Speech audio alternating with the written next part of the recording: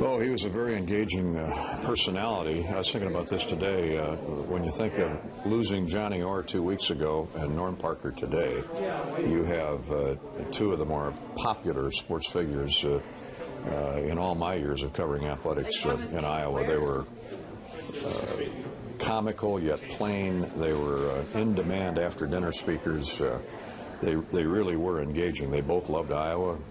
Norm loved the Iowa people, and he wasn't from here, but he would tell you he was an Iowan when he retired a couple of years ago as defensive coordinator at Iowa.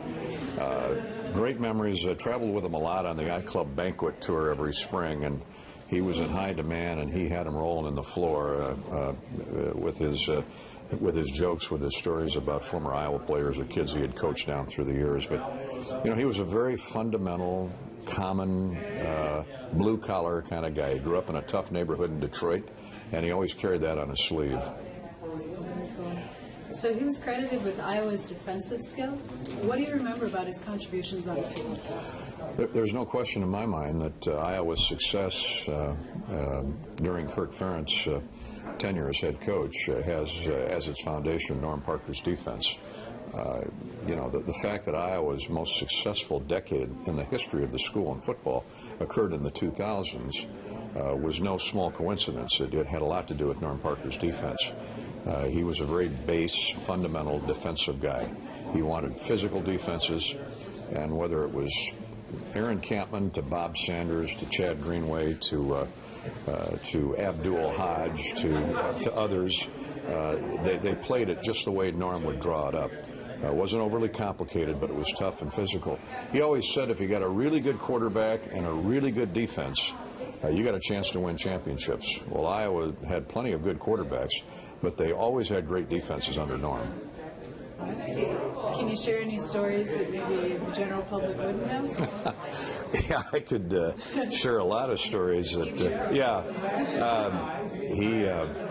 always liked to tell the story on the banquet tour about when he was coaching at Michigan State.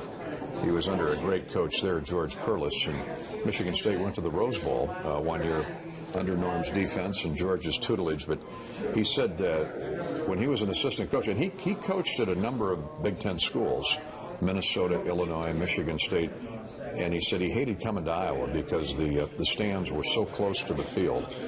And he'd be standing there with his back to the home fans, and he said some of the verbiage that was cascading down upon him and his players and the Michigan State players, none of it he could repeat.